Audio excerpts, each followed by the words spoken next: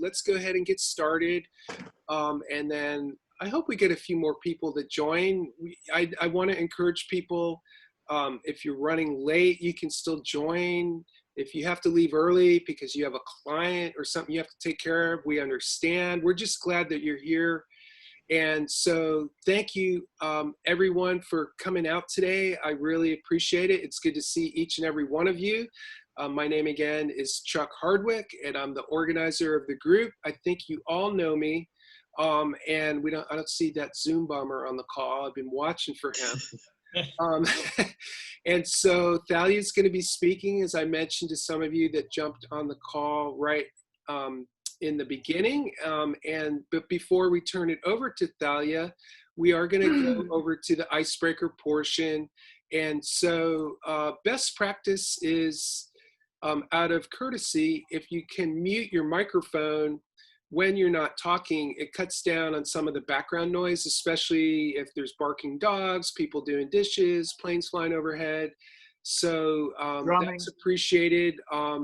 And the icebreaker question today, as I think you all heard by now, is if you had a superpower, if you could pick a superpower to have, what would it be and why? And of course, during the icebreaker, we also want you to introduce yourself along with what's motivating you to network. So sorry for being long-winded, but having said all that, do I have any volunteers to go first? Kim, thank you. Sure, I'll go first because I already put it up there. Sorry, I didn't know I wasn't supposed to do that.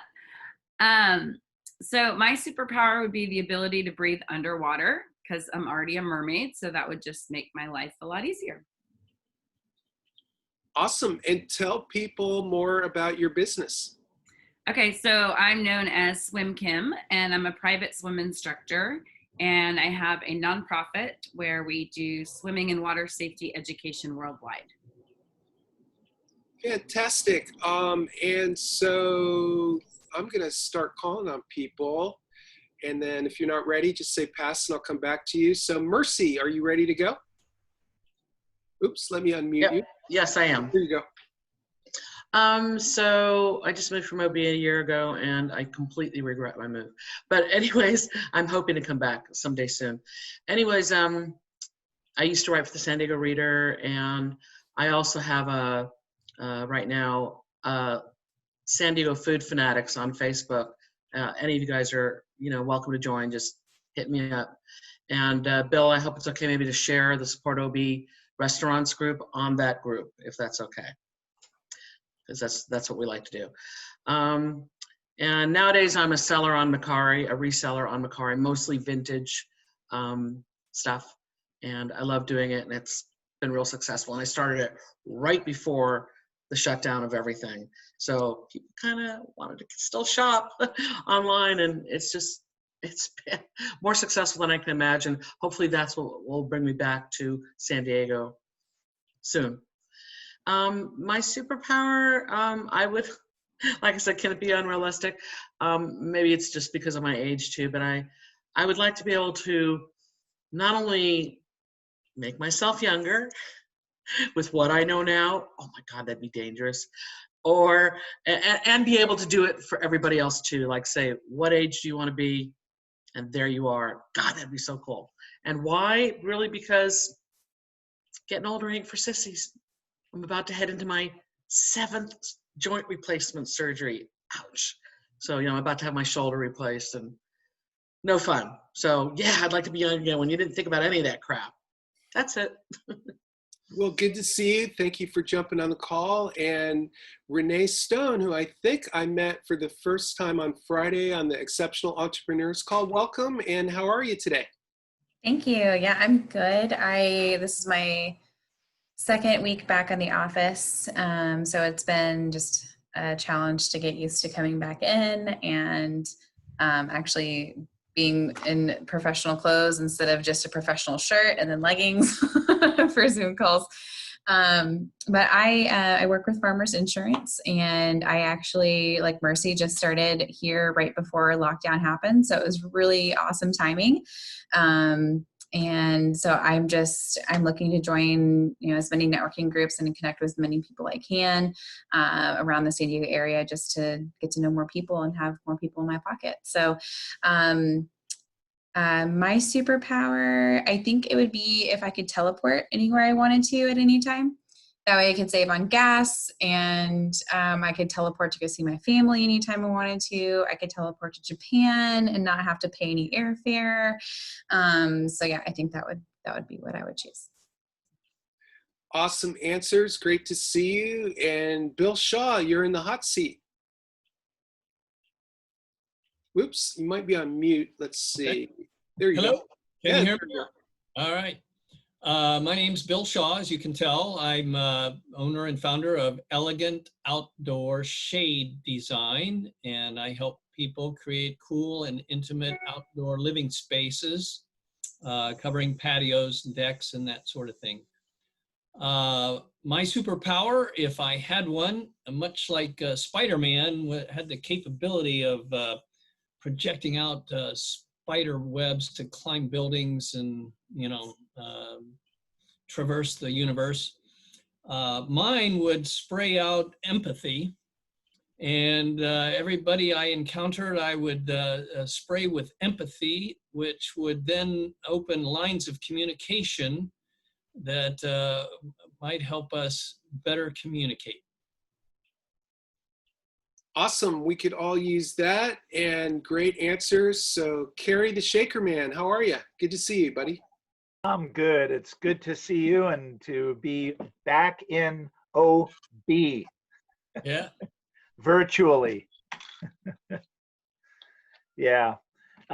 Okay, so my superpower, I think I would like to have as many arms as an octopus has, because I'm a percussionist and I'd love to be able to play that many different instruments to make beautiful music, to make people happy and kind of be inspired like I was 25 years ago when somebody inspired me and changed my life.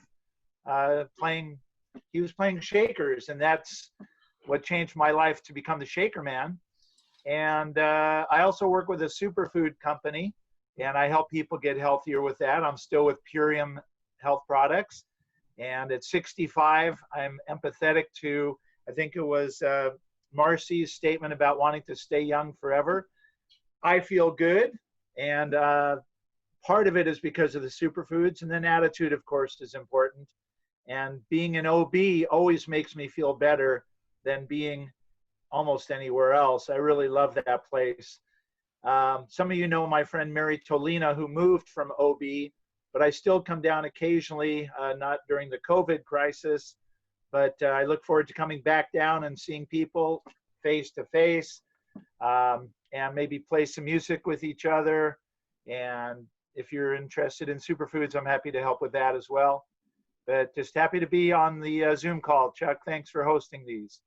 Oh, you're welcome. It's really good to see you. And so I'm going to call him Jake. And Jake, if you want to give a little bit of, I'll give you a little extra time to give a preview of your talk next week, to motivate people to come back in 7 days. That would be terrific. So welcome and good to see you. I love it. Thanks, Chuck. I'm grateful to be here. And I come from the school of the hard knocks, and I am a comeback kid in my own journey of achieving long-term recovery from the illness and disease of addiction.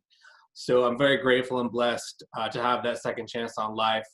And today I get to share that with others as a professional interventionist, recovery coach, and facilitator in my practice that I founded. I call it Emerge Resilient. And one of the primary modalities that we work with is equine therapy.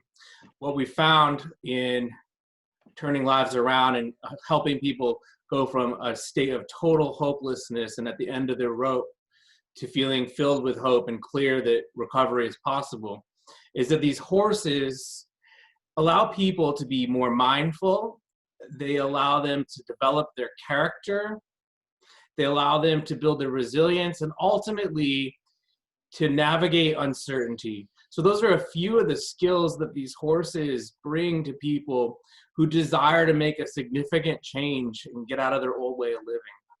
What we know today is that this year, 85% of people in the United States will have their life somehow touched by active addiction. So most of us in this room will in some way be impacted by someone else's or our own addiction. And usually when the phone rings and life is in crisis, it's a loved one calling me to begin that intervention process. And that's what I just feel so grateful to be in my seat doing today. So I am so excited to bring one of our Hope dealers to the meeting in a week. His name's G Swift, and he's a miniature horse certified to do therapy work. So he'll be joining us for my talk next week.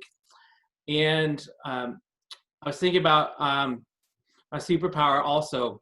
And what I get is no sleep.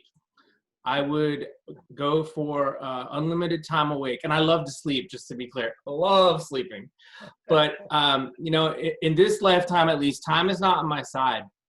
And so all the time I got, I want to be present instead of numbed out for all the time I got left. And I'd pass on sleep if I could. So thanks for letting me share. Thanks, Jake. So Mike, how are you? Good to see you again. And please tell us more about yourself and answer the icebreaker question. All right, I'm wonderful. I'm going to start with the icebreaker question because I absolutely love this one. So mine would be flying. Flying would be fun and amazing and adventurous in itself. I'd get to travel anywhere I want to, when I want to, and it would also be a means to really help people. I can grab people out of burning buildings, bring them to safety, get them to a hospital faster. There's a lot of means that would just go along with being able to help people with that too. So yeah, that's my dream. So my name is Mike Dankert. I'm the creator of Designed Life Growth. And I help people create and live a life by their own design, where they're really being true to themselves and not influenced by family, friends, circumstances, or any other limitations, where we really gain clarity to create consistent actions that you can implement that are really gonna have you achieve the results that you want. So you're not like a hamster in a hamster wheel, working so hard, running so fast, or the guy on a treadmill that's actually not getting anywhere. I want you to achieve your results. Mike Dankert, Designed Life Growth. Great job, Mike. And I'm going to turn it over to Ellen. Ellen, nice to see you. How are you? Great, it's good to see everyone. I'm actually in Reno today, so I apologize as I suck down the water because it's awfully dry out here, and it's very strange not having the planes fly over. It's really quiet, it's weird. So I'm with Heal Consulting. My specialty is in homelessness and healthcare. So I do program evaluation, program management, and trauma-informed care. I'm also in the process of getting trained in TRE, trauma release exercises, as part of that curriculum. And incidentally, with what Jake brought up is right now I'm working with my partners for writing a book on resiliency, particularly in the workplace, in systems, but how it connects down, you know, there's the work culture and then really starting with the individual culture, particularly in systems engineering.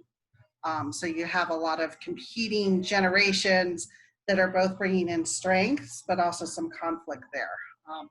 So interesting hearing the themes along there with resiliency. My superpower would be when I was a little girl, I wrote a story and I spent a lot of time in Santa Ana. So this was back a little while ago. Was I wanted a fairy to come down and give, you know, all little girls beautiful clothes. And along the same lines of what Bill talked about, I was trying to come up with a way my superpower would be for everyone to have, for there to be world peace and abundance, to have the basic necessities, food, water, shelter. And I liked how Bill was talking about being able to spray empathy. So I'm going to process that a little bit more to come up with that succinct superpower would be, so there'd be peace. So there'd be peace and the basic necessities of food, water, and shelter. Excellent. Well, I'm glad you were able to join us all the way up there in Reno. And Dan Dennison, I'm glad you're back. Your screen was gray. I wasn't sure if you stepped away, but you are up. How are you?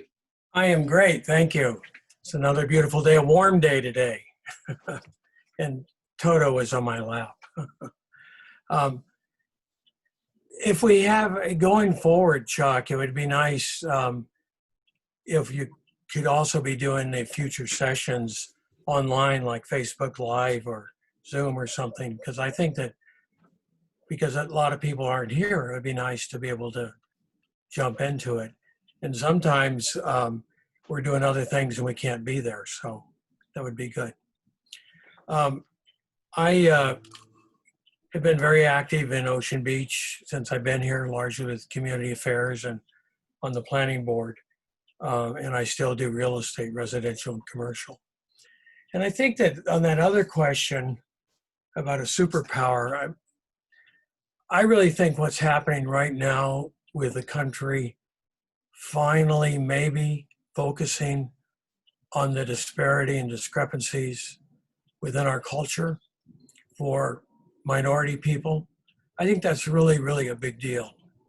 And I reflect back on my life, having lived lots of different places, and I've had a lot of experiences that really have shown just the bold, abrupt, and hostile attitude that so many people have about people that are not like them. And I think I've also have had some experiences in environments where there's been opportunities to kind of get to know other people a little better. And when you do that, it really can be helpful. So I really support what's happening right now. And I really hope that we could finally come to some resolution, because it has such a huge impact on our whole culture. And we also can see it's happening all around the world. And essentially, I don't want to be a historian, but when you think about whenever areas have been colonized, kind of what happens. And I remember it's a small story, but my great grandfather was in the British Merchant Marine, and he left it. And one of the reasons he left it is he really didn't like the idea of ferrying slaves from Africa to America. So just a small piece. But I can remember I was in Georgia when Martin Luther King was killed, and it was so many people were so happy that they killed the N. And it's just so deep, and a lot of people just are not aware of it. But it really would be great if that issue could be resolved, because it would be better for all of us. Thanks. All right. And Lisa, gosh, I haven't seen you in 2020, maybe since last year, but it's so nice to see you. And are you having problems with your, let me unmute you. Is your microphone working? I can't. I said, you have two more people. I was the last one in. So you got two beautiful ladies right there. I think everyone has given their answer except for Thalia, and she's the speaker. Oh, okay. And myself. And so you'll go, and then I'll go, and then I'll ask if I forgot anyone. I don't think I did, but anyway. Okay. You are up. Good to see you. Good to see you, my friend. I know I'm hiding on West Point Loma Boulevard. Okay, so what am I supposed to be doing? So tell us about your business, and then answer the icebreaker question, which is, if you could have a superpower, what would it be and why? Oh, if I could have, I thought it was, what is my superpower? I was gonna say procrastinating. That's what I meant. Okay, so my name is Lisa, or Lisa Lorraine Taylor, and I am the owner of TaylorMade Fitness. I'm a personal trainer, holistic practitioner, fitness nutritionist, holistic nutritionist, pretty much everything except for TRX and yoga and kettlebells, but I do all that. And nutrition now, doing online since everything has happened in March. And just, doing everything now from home, which luckily for me, I love my little apartment. I like being home. I don't have that desire to, oh my God, I've got to get outside and do this, because it's like, I like my home. I got my baby Yoda as a gift, and life is good. And so I do online personal training, online group training, online nutrition, as well as now we're getting back into teaching. So I guess I'll be teaching back at USD and the elementary school and getting my clients physically back, but I kind of like working from home. And let's see, my superpower, if I had one, I really like the empathy. I really do. I think that my power would be in the lines of empathy, that we could see each other as we really are and not what we perceive or what we were taught to look at people. You don't look like this person, so you couldn't be this person. And just to say, you know what, we all are the same when it's all said and done. We have the same hopes and dreams, who we believe in, no matter what we call him or her, we call. It's just, why are we fighting over such, little things? So it would be the empathy. I don't know about the Spider-Man part. I was trying that, but maybe I'll just be like mudslinger and just like throw it. No, I'll be bubble. I'll be bubble empathy. So I'll get the bubble at sunset, and then because so many people come and watch the sunset and bubbles, and it just sprays everybody. Gently spray people, touch them. That's it. Awesome. I love your answers. Now, I still have not gone, and Thalia hasn't gone. Did I miss anyone else? If I did, raise your hand. Okay, good. So my name again is Chuck. I'm the organizer of the group. I also do web marketing, WordPress, SEO. But my ask is I'm trying to build up my MailChimp list, my email list. And some of you may get emails from me reminding you about these meetings. But if you don't, and you would like to be added to the MailChimp list, please type it into the chat line or text me your email address. There's 160 people or thereabouts on the list, and I'm trying to use that more and more, because it seems like a lot of people are dropping off of Facebook. Facebook has just gotten to be kind of political and toxic. So I want to make sure I can stay in touch with people about the networking group through the MailChimp. So please drop that into the chat or let me know. And as far as superpower, I can't believe no one said this. I was afraid someone would steal my answer before I went. But my superpower is going to be to come up with a vaccine for COVID-19 and be able to replicate it into, wait, how many people are there on the planet? Is it 6 billion? 6 billion doses, and get those out to everyone within 24 hours. That's my story, and I'm sticking to it. Now, Thalia, I'm going to yield the balance of the time to you. It's 12:24. I did set an alarm on my phone for 12:55. So if it does go that long, I'm going to raise my hand and say, Thalia, you have 5 minutes to wrap it up, just out of respect for people that need to log off at 1. So thank you so much for presenting today, and take it away, please. Thank you, Chuck, and thank you everybody for being here. I'm so happy that you're here. Is my vocal level good? Can I get a thumbs up if it sounds okay? Not too loud, not okay, great. Thank you. Perfect. And thank you everyone for your great superpower answers. I was really inspired by so many of those, and really, I was like, you know, just really related. And before I tell you a little bit about myself, I'll tell you my superpower. Uh, Before I do, really quick, I want to say, Lisa, there's a film called Shallow Hal that has that superpower where you actually just see a person's kind of their soul as versus their exterior. And I've always loved that movie. It's pretty funny. So check it out if you haven't seen it. So my superpower would be time travel. I've binge watched the show Outlander now for a while, and in Outlander, there's a time travel aspect to it. I would want to really be able to set the time machine where I could hone in on a particular date, you know, in history potentially, or in the future. And like Chuck, I would definitely fast forward, hopefully not too far into the near future, to get that vaccine and bring it back.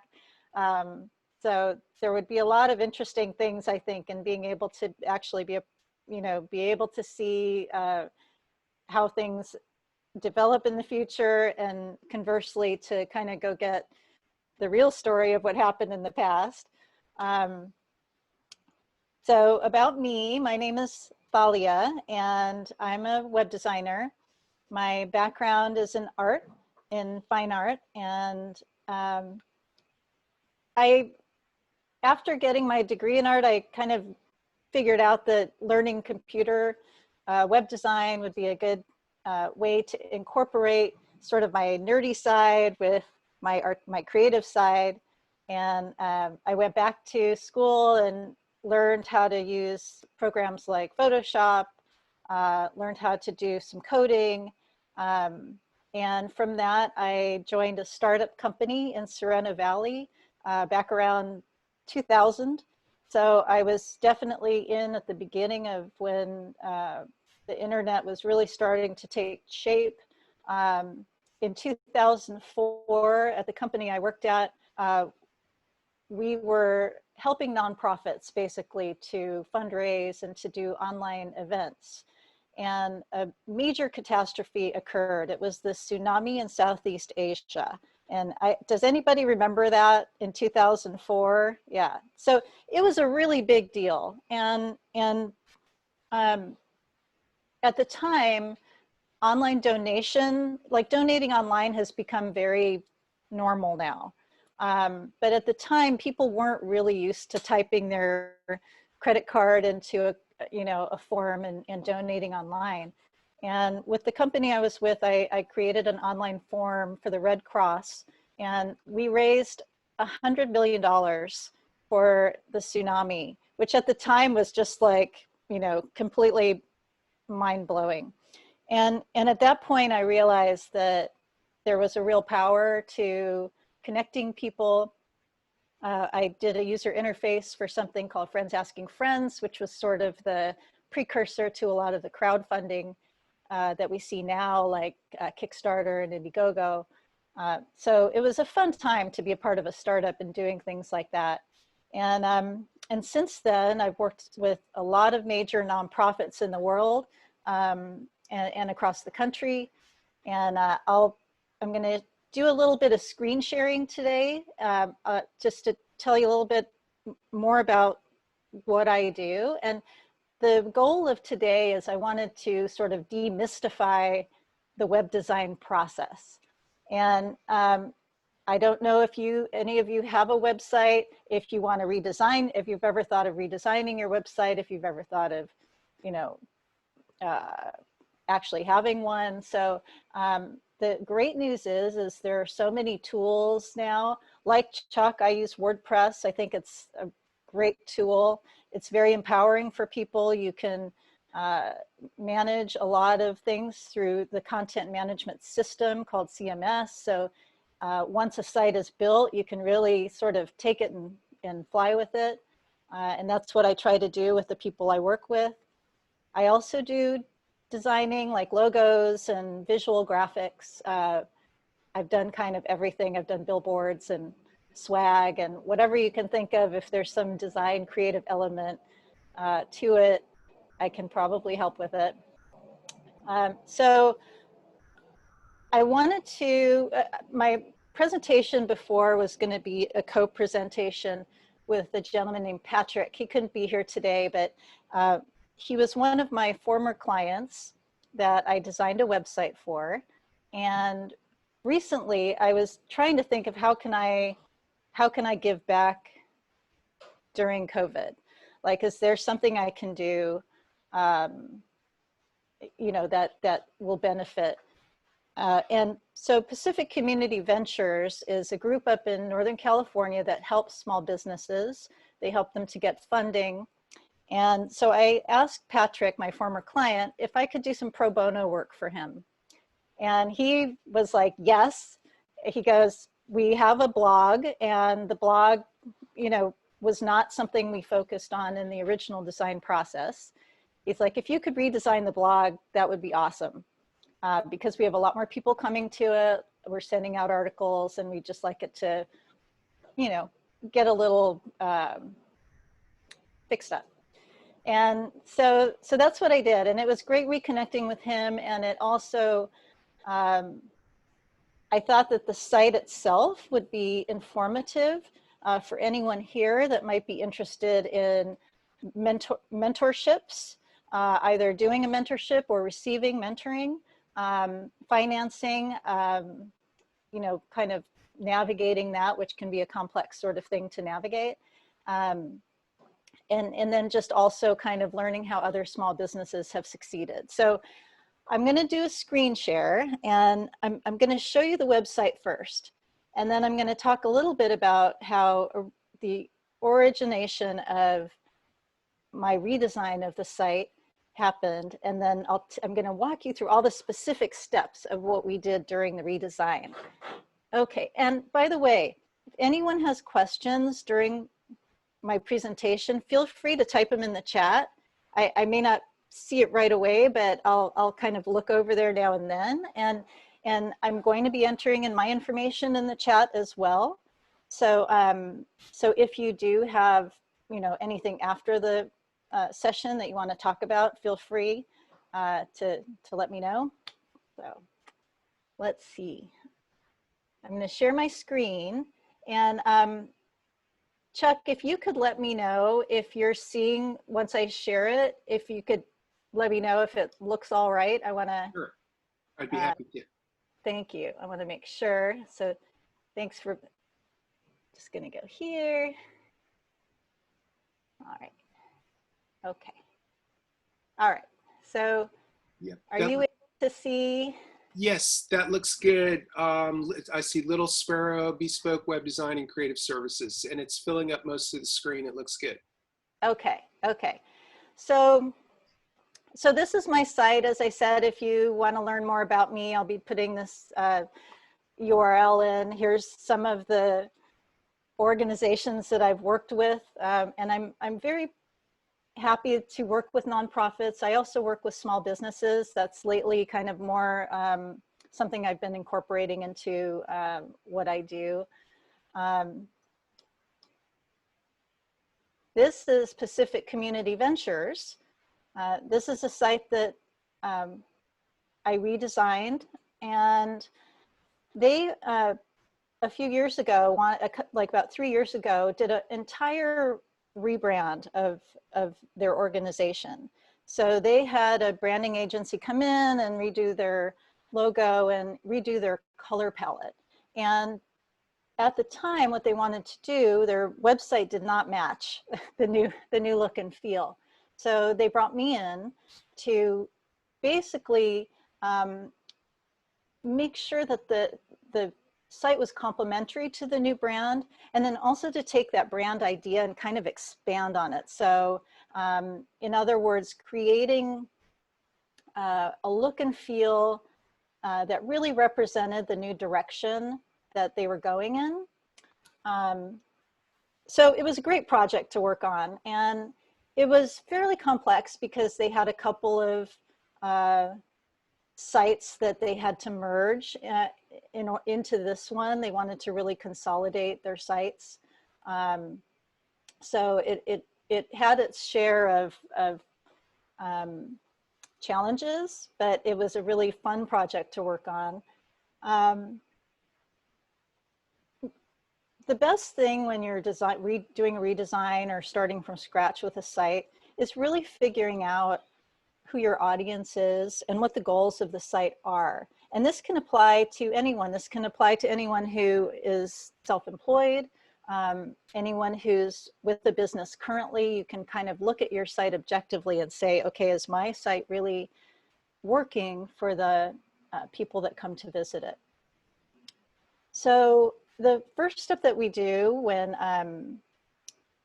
working on a site is to go into what I call kind of the detective work, basically. And I'm going to show you real quick here. Okay, here we go. So there are 5 things to me that are really important. And if you work with a web designer, these are sort of the steps that are good to go through. The first one being the discovery phase. So this is where you put on your Sherlock Holmes hat. And there's going to be a lot of kind of questions. When I design a website, I like to ask about 10 questions. And most of them are talking about things like, I'm going to just forward here. What are the goals and objectives? What does your audience look like? So if someone comes to your website, what are they looking for? What are they, what types of goals do they want to accomplish? Are there other sites that you've looked at that you really like? So it can be competitors, or it doesn't have to be someone in your same sector. It can be a completely different site if you're looking for design inspiration. You have to think about your own brand. So how does that translate into your online presence? You want to think about how you want to be perceived. Websites can be very professional. Websites can be very friendly and welcoming. Websites can be very slick. So it depends on what type of perception you want to put out there that's reflective of you and your brand or the organization that you're with. And then there's the functionality and the technology involved in a website that can get fairly complicated quickly. But the good news is that there are people like Chuck and I who can break it down and really help you to navigate a lot of those technical questions. So I wanted to show you this because, and it's a lot of stuff, and don't feel like you have to read it, but as you can see, there are 8 pages where we go through all of these questions, and Patrick, who I worked with on the website, he's the marketing director at Pacific Community Ventures, he helped me to answer a lot of these questions. And from that, I generated this creative brief. And a creative brief is really important because it's something that you can always go back to, as you're going through the process of a web design, in case you need to check back. And it's a great tool for a designer so that I make sure that I'm designing something that's going to work for your site. So the next little part of the discovery that's important to think about. Some sites are really simple. Some sites are just 1 page, 3 pages, maybe 5 pages. Other sites can have pages in the hundreds, like Pacific Community Ventures. With whatever your site is, it's always good to have at least a rough timeline so that there are deliverables at each stage. As you can see here, the stages are here: the discovery, design, build, and launch. And it kind of just gives you an idea of how long it might take. And it really, some people will ask me, well, how long does it take to redesign a website? It really depends. It depends on how many pages you have. It depends on the amount of functionality you have. It depends on if you already have a really strong brand identity or if that's part of the creation process. Okay, let's see. I'm just going to check for questions. Okay, none so far.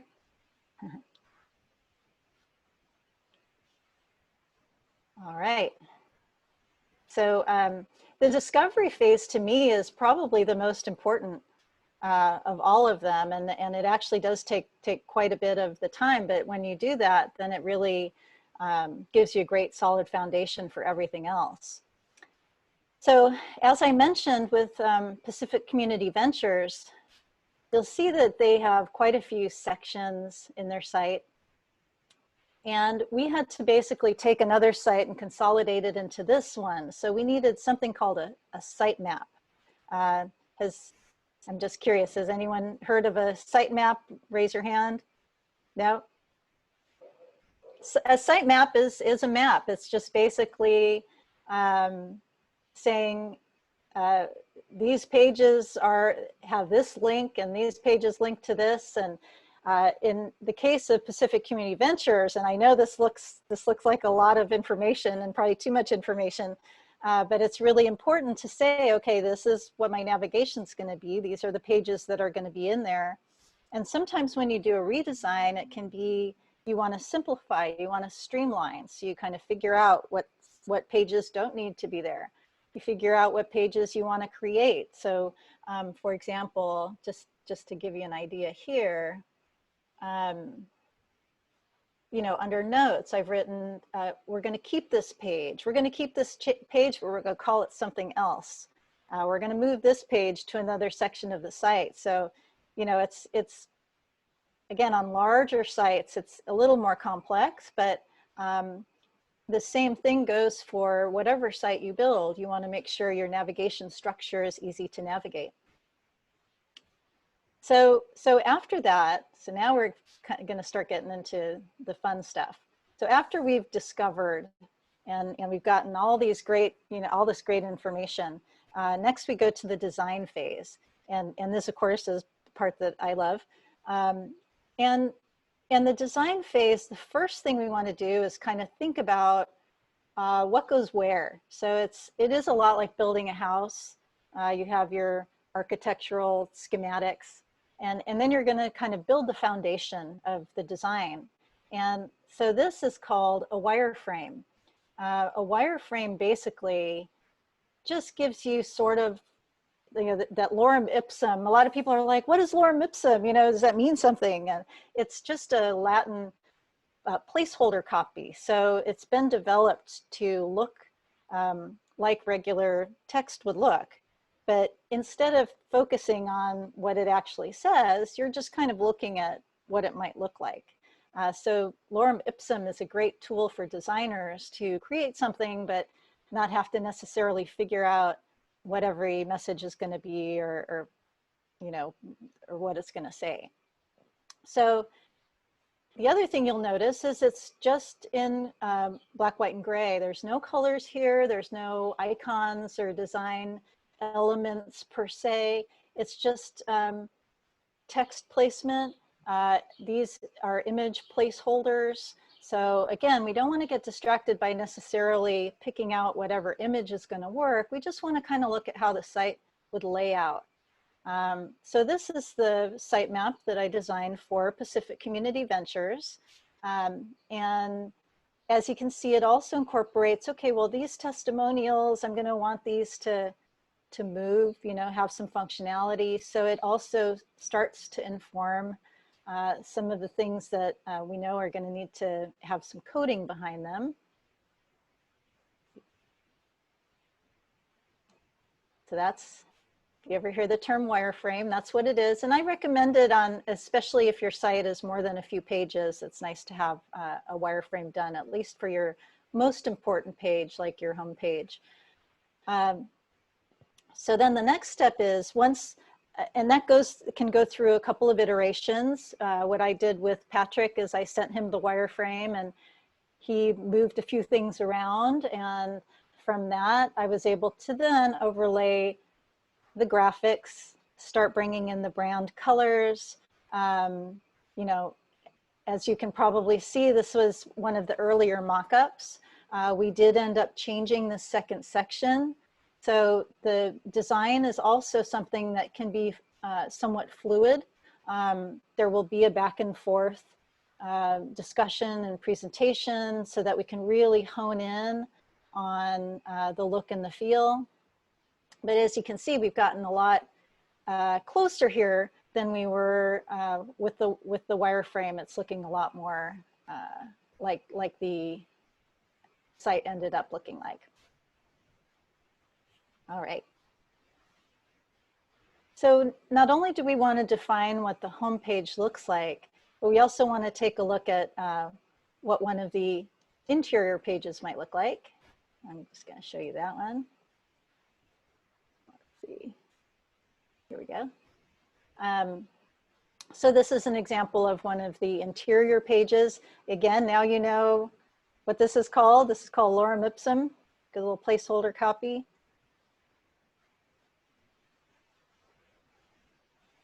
So same thing, it'll give you, and in something like WordPress or sites like that, you'll have an inner page template. And this page can then be carried through the different sections, so you have a nice continuity in the look and feel and the styling of each of the different pages.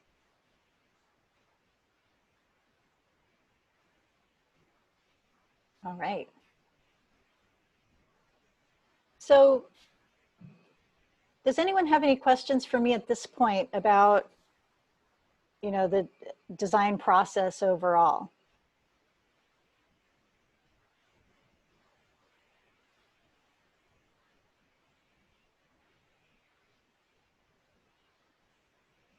I do not.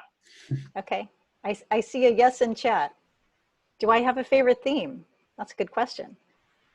So for those of you who aren't familiar with themes, WordPress has the ability to start with kind of it's like a starting point. It's similar to the wireframe, but it's a little closer to what an actual site would look like. You've probably heard of Wix, and you might have heard of Squarespace, I think is what it's called. And there are a lot of these sites that have themes that you can kind of plug and play. So the themes that I like are, and this is because I can go in and make modifications, are ones by StudioPress. The great thing about a theme is that it has a lot of the coding built in already. So just as an example, you know, I know that we have a couple of attendees on their phones. You really have to think about, you know, what happens when my site gets on mobile. So a lot of my clients from the past would call me up and be like, I want to make my site mobile responsive. You know, so in order to do things like having the menu up there and being able to navigate the site on a phone or on a tablet, this type of responsive coding, there's coding behind all of this that makes everything kind of scale and adjust to whatever screen size you're on. And the great thing about templates or themes is that a lot of times that's already built in. And what Chuck and I do, we'll take these themes and we'll customize them for you. So I call, for example, I call myself Bespoke Web Design, because what I really try to do is I try to give you something beyond, you know, just a little bit beyond what the theme already is. So to customize it to really reflect your look and feel. And then Chuck, I'll send you a couple of the StudioPress sites or themes in particular that I really like. I tend to like ones that are quite minimal so that, you know, they're easier to customize. So let's see, thank you for your question. I wanted to share a little bit more about Pacific Community Ventures. And this was the part where Patrick was going to jump in and talk a little bit about this organization. They're based up in Northern California. And I just wanted to go here and show you this page. I really encourage you, and I'll send the link after this. If you have any interest, like I said, in mentoring or financial, take a look through the site, and you can go to the contact form. I've got that pulled up here. I'll show you, I can send the link to that. But they're basically, they really want to support small businesses, and a lot of their services are free. So it's really an amazing way to get pro bono advising. As you can see here, they also have a lot of research and data that's available. They have their newly designed blog, which has some really great articles. And these are a lot of their topics here, just talking about, you know, resources, for example, that can really help just about any of us in sort of understanding a lot of the things that have been at play for entrepreneurs, self-employed, and small business owners. So I definitely encourage you to take a look through the site. I wanted to also talk in closing about why design matters. A lot of people are like, well, you know, if I'm going to be investing in redesigning my website, is it going to cost me a lot? Is it worth it? And Patrick, here, let me, right here, let me know that after, I'm going to stop sharing my screen now. After redesigning their website, they increased not only their users, and let me get the number here for you guys so you can kind of, actually I know it, it's went from 7,000 to 12,000 user views per day. But the more important thing is what's called a conversion. And a conversion is where you interact with the site. So in the case of Pacific Community Ventures, people who filled out their form, filled out their contact form, but then also went the next step and either signed up for their email, inquired about mentoring, inquired about advising. So that conversion, those conversion numbers went way up for Pacific Community Ventures. And that's the kind of data that really excites me. It shows me that when people know how to find stuff, where to find stuff, they're impressed by, you know, you don't get a second chance to make a first impression. So they're impressed by the website. And all of these things can lead to creating relationships online. So it becomes more than just putting a glossy veneer on it. It really helps people to, you know, get the information that they want and become valued customers, clients, or supporters. So let's see. First, I'm going to paste a couple of the links in for Pacific Community Ventures. So that's them. And after the call, if any of you would like me to put you directly in touch with Patrick, I can. He's a great contact. And then I'm going to put in all of my information, and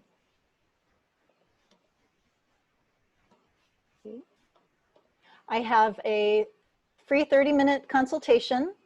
So if you have any other burning questions, if you're like, oh, I really want a logo, but I'm not sure, you know, what to do about it. If you're having some trouble on your site, or, you know, anything about social media that you want to ask questions about, I'm happy to have a chat with you. So this is all my information here, Thalia Little Sparrow Design. I guess that's it. Any other last questions? Yes. So my question is, what sort of people would you like referrals to? I mean, I know you work with nonprofits, but are you looking for referrals from any other specific types of people, or who's your ideal client? So everyone is my ideal client. I love to work with just about with anybody, and I specialize in nonprofits just because I know a lot about online fundraising solutions, but I work a lot with small businesses. I work a lot with individuals.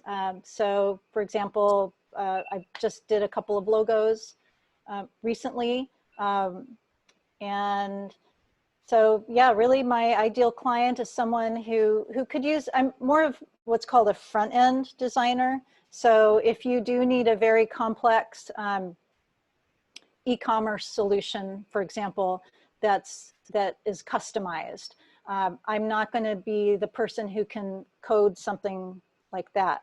But if it's customizing a Wix site, if it's doing a WordPress site, if it's doing any kind of graphics, sometimes I help people with their social media too, if they want to have a banner, you know, or something sized up for a particular social media presence that you have. So I would say anyone is a great customer and client for me. Well, my alarm went off, so it is 12:55. Great job. Let's give it up for Thalia. I tried to unmute everyone, but it wouldn't let me. So great job, Thalia.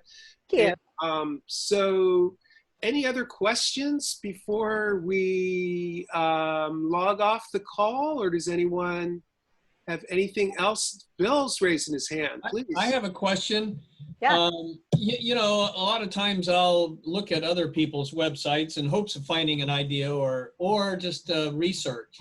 Mhm. And it's not uncommon that I'll see where a section, you know, for awards and recognition and or blog yeah, it was posted in 2014 and nothing since. I mean, so I'm thinking to myself, well, those are great awards. What have you done since? And so what is there a recommended span of time at which point, you know, it's kind of like a resume. They say, well, I don't want to know your experience from 20 years ago.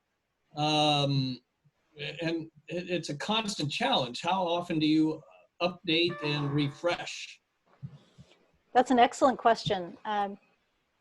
So you definitely have to find a balance.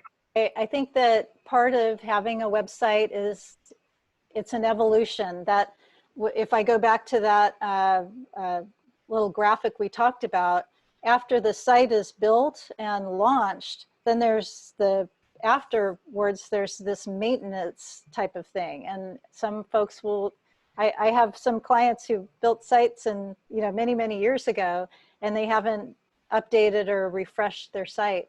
And a lot of people come to me for just what I did for Patrick, where they're like, I just want to like spruce it up so people know that there's something new happening here, right? And so I think it is important to have something fresh.